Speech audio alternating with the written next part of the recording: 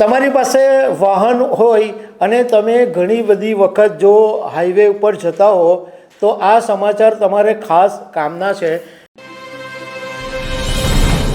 કેન્દ્રના road transport અને highway મંત્રી નીતિન ગડકરીએ એક જબરજસ્ત મોટા ન્યૂઝ આપ્યા છે। એ ન્યૂઝ ખરેખર તમારે કામના છે અને આ જે નીતિન ગડકરીએ જાહેરાત કરી છે એની શરૂઆત 15 ઓગસ્ટ 2025થી થવાની છે। તો આના વિશે તમારી સાથે વાત કરીશ। મારું નામ રાજેશ શાહ છે અને તમે જોઈ રહ્યા છો ગુજરાતના સૌથી મોટા ડિજિટલ ન્યૂઝ પ્લેટફોર્મ ખબર છે.com।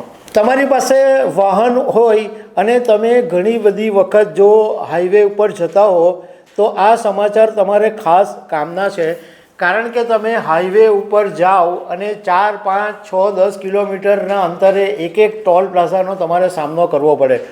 એમાં ફાસ્ટેગ હોય તો પણ તમારે ટ્રાફિક એટલી બધી લાઈન હોય એ બધાનો બી સામનો કરવો પડે। તમે અહીંયાથી અમદાવાદ, મુંબઈ કે કશે પણ તમે હાઈવે ઉપર જાઓ તો એક મિનિમમ એમ માનો કે તમારું આવવા જવાના તમારા 1000-2000 રૂપિયા તો ટોલ પ્લાઝાનો તમારો અલગ ખર્ચો થઈ જ જાય। અને ઘણા બધા એવા લોકો છે કે જેમને નિયમિત હાઈવે પર ટ્રાવેલિંગ કરવાની જરૂર પડતી હોય છે। હવે રોડ ટ્રાન્સપોર્ટ અને હાઈવે મંત્રી નીતિન ગડકરીએ એક્સ પ્લેટફોર્મ ઉપર જે મહત્ત્વની જાહેરાત કરી છે કે 15 ઓગસ્ટ 2025થી નેશનલ ટોલ ફ્રી પાસ આપવામાં આવશે।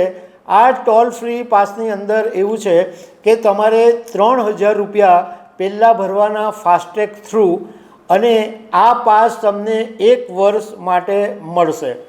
હવે આનાથી તમને ફાયદો શું થશે? તો આનાથી ફાયદો એ થશે કે તમારે 3000 રૂપિયા એક વખત ભરી દીધા એટલે વારંવાર રિચાર્જ કરવાની જરૂર નહીં પડે। બીજું કે આ જે નેશનલ ટોલ ફ્રીડમ પાસ છે એ રાજ્ય અને બધા જ નેશનલ હાઈવે પર વેલિડ રહેશે। એટલે જ્યાં જ્યાં ટોલ પ્લાઝા આવતા હશે એ બધા ટોલ પ્લાઝા પર આ પાસનો તમે યુઝ કરી શકશો। આને કારણે જે તમારે આ સમસ્યાનો સામનો કરવો પડે છે કે 4, 5, 6 કિલોમીટર દૂર જાઓ અને તરત જ એક ટોલ પ્લાઝો આવે, ઊભા રહો, પાછા જાઓ, પાછો એનો ફાસ્ટેગ ચેક કરાવો, એવા બધામાંથી ઝંઝટ ફ્રી થઈ જશે। કારણ કે આ તમે પાસ લેશો એટલે સીધું તમે સડસડાટ ટોલ પ્લાઝા પરથી પસાર થઈ શકશો અને આ ફાસ્ટેગ થ્રુ જ થવાનું છે। હવે તમને મનમાં એ પણ સવાલ ઊભો થશે કે આ પાસ ક્યાં મળશે અને કયા વાહનો માટે લાગુ પડશે? તો પહેલાં હું તમને એ વાત કરું કે આ પાસ તમને મળશે ક્યાંથી? તો જે પ્રમાણે નીતિન ગડકરીએ કીધું છે એ પ્રમાણે રાજમાર્ગ યાત્રા એપ અથવા national highway authority of India NHAI અથવા MORTHની વેબસાઇટ ઉપરથી તમને આ પાસ તમે એક્ટિવેટ અને રિન્યૂ કરાવી શકશો। અને ટૂંક સમયની અંદર કેન્દ્ર સરકાર આ જ્યાંથી તમને પાસ મળશે એની લિંક પણ તમને શેર કરશે। હવે એ વાત કરું કે કયા કયા વાહનોને આની અંદર પાસ મળી શકશે?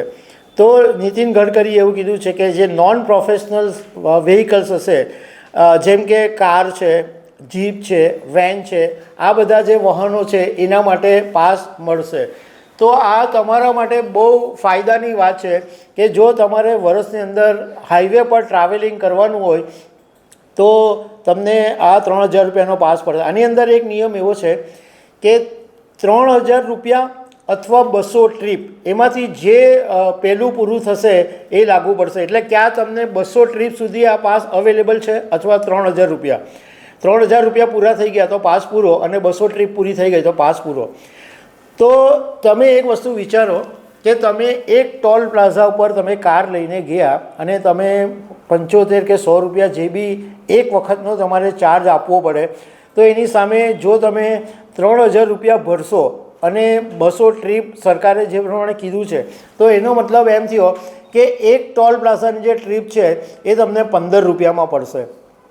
આમાં સરકારને પણ ફાયદો થવાનો જ છે, વાહન ચાલકોને તો ફાયદો થશે જ, પરંતુ સરકારને પણ આની અંદર મોટો ફાયદો થઈ શકશે। કારણ કે 3000 રૂપિયાની રકમ સરકાર પાસે એડવાન્સમાં આવી જાય અને લાખો વાહન ચાલકો જો આ પાસ લે તો સરકારની પાસે કરોડો રૂપિયાની રકમ આવે અને સરકાર એ વ્યાજનામાંથી જ પોતાનો ઘણો બધો ખર્ચો કાઢી શકે. પરંતુ આ વાહન મુસાફરો માટે ખરેખર ફાયદાની વાત છે. તો દર્શક મિત્રો, આવી અનેક વાતો સાથે અમે તમને મળતા રહીશું. Thank you very much.